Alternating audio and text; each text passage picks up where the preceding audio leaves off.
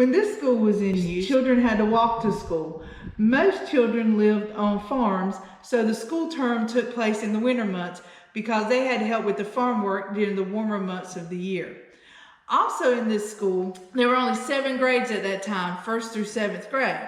They had one teacher that taught all 7 grades, but sometimes she'd ask the older students to help her with the younger students.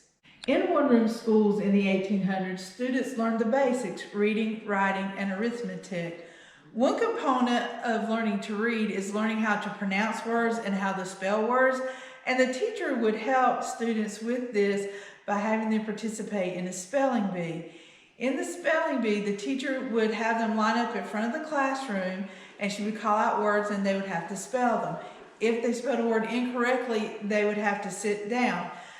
The way a spelling bee would work, the teacher would call out a word, the student would have to say the word, spell the word correctly, and then say the word again. For instance, if the teacher called out the word America, the student would have to say America, capital A-M-E-R-I-C-A, America, for it to be correct. And if not, they'd have to sit down. And also, they would practice their reading. I have in my hand a 4th grade reading book, and I'm going to read a passage from it to you. The sad evening before the death of the noble youth, I was with him and spake of the blessed Redeemer. Hold, hold, he exclaimed, you wound me. That is the rock on which I split. I denied his name. Refusing to hear anything from me or to take anything from the physician, he lay silent as far as the sudden darts of pain would permit, till the clock struck. Then with vehemence he exclaimed, "O time, time, it is fit thou shouldest thus strike thy murderer to the heart. How art thou fled forever? A month? Oh, for a single week. I ask not for years, though an age were too little for the much I have to do. One day we see carried along the coffin of a smiling infant, the flower just nipped as it began to blossom in the parent's view. The next day we behold a young man or young woman of blooming form and promising hopes laid in an untimely grave. Another day we follow to the grave one who is in the full maturity of age." When Oak Plain School was in use, writing was called penmanship.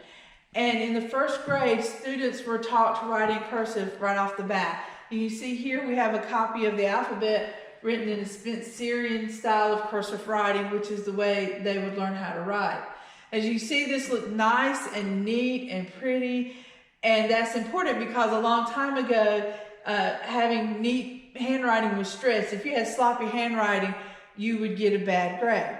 Now, it would have been considered a waste of paper to have 1st graders practice writing on paper. So 1st graders would often use a slate board like this to practice writing their ABCs, practice writing their name, any other exercises the teacher had them to do.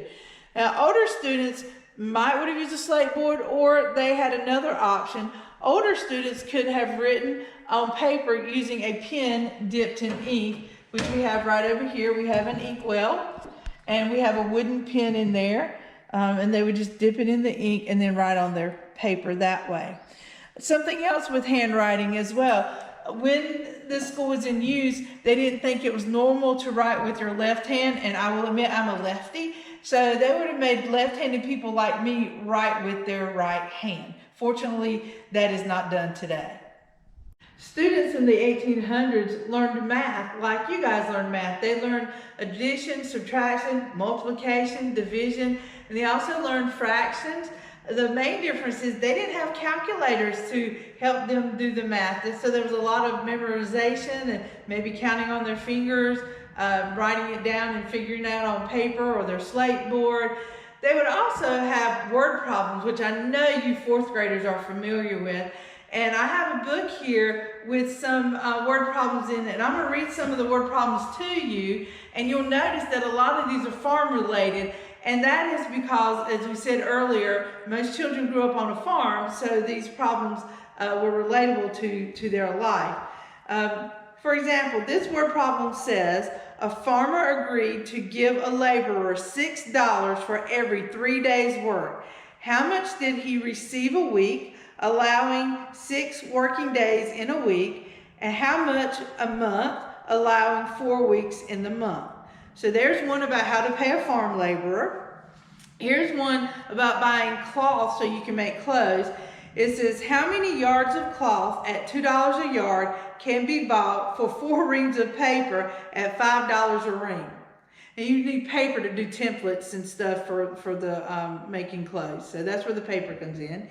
A third one, if 2 apples are worth 1 orange and 2 oranges are worth 1 lemon, how many lemons can be bought for 48 apples?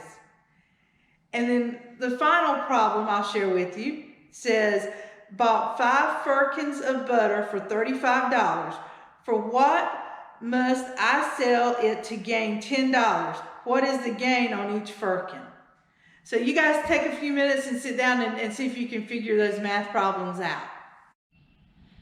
As I'm sure you noticed while we were walking around the school, there are many differences between an 1800 school and your school. One of the differences you may not have thought about is that there's no lunchroom in this school. So the students would have to bring their lunch to school, and they would often bring it in a lunch pail, as you can see near the bottom of the stove here.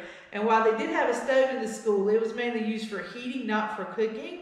And students could often put their lunches around the stove to help us stay warm until lunchtime. And they would often bring leftovers, like maybe a biscuit left over from breakfast, or maybe if your mom baked a sweet potato and had a leftover baked sweet potato. They didn't have like the Lunchables that you guys have and those sort of things to bring to school with them. So basically leftovers from home. And as you can see, their lunch pails aren't very big, so they wouldn't bring a big lunch. And they would often eat at their desk, or if it was a nice winter day, they might go outside and eat. Another difference you may have noticed is that there's no bathroom in the school like there is in your school. And you may be wondering why I'm standing by this door here. Well, this is the back door of the school, and a long time ago, if children had to use the bathroom, they would go out this door outside to something called an outhouse. Now, if you're not familiar with an outhouse, think about a porta potty if you've ever used a porta potty. An outhouse is like a wooden porta potty. So that's what they would go out this door and use it. Now, we do know that at this school, there was only one outhouse. And since there was only one outhouse, the teacher, because the teacher was a lady, and the girls got to use the outhouse. If the boys had to use the bathroom, they would have to go in the woods and find a tree or a bush or something like that. So this school is different from your school in that respect, that there's no inside bathroom, and then with the outside bathroom, the boys didn't have one. Another difference between this school, Oak Plains School, and your school is that there's no water fountain in this school. At your school, you can walk up and press a button and lean down and have water. Not possible here. To have water, they would have to take a bucket like this outside to the well and fill it up with water and bring it back in and sit it on the shelf. And if you were thirsty and you wanted to get a drink of water, you'd have to walk over to the bucket and take this gourd dipper and dip it down in the water and drink out of it. And I'm sure you guys are thinking, oh, that's gross. Everybody's mouth is on it. And you're probably right, but they didn't know as much about germs back then as we do now. So it didn't bother them quite as much as it would bother us. So everybody would drink out of the same water and share the same dipper.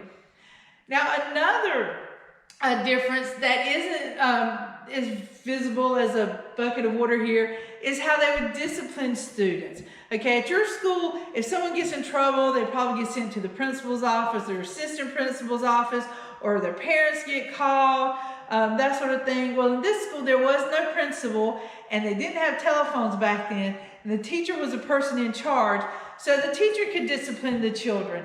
And one of the things that the teacher could do to discipline children was to take a switch and spank them with it. Some of the rules that you could get spanked for was like climbing too high up a tree, if you didn't say yes ma'am and no ma'am to your teacher, if you were rude to another student. So there are all sorts of rules that you could get spanked for. And a lot of times if a child got spanked at school, they get spanked at home by their parents, because this was the whole school. So your brothers and sisters were in here with you. And just like now, a long time ago, boys and girls would get their brothers and sisters in trouble by telling on them when they got home. So that is another difference between this school and your school. Now that you guys have learned the difference between a school built in the 1800s and your school, we have a couple of critical thinking exercises for you. Think about some of the ways that your school and this school are different that maybe we didn't mention in this video. Also, think about whether you would like this school or your school better, and discuss these things with your classmates. And we look forward to hearing what you have to say as well.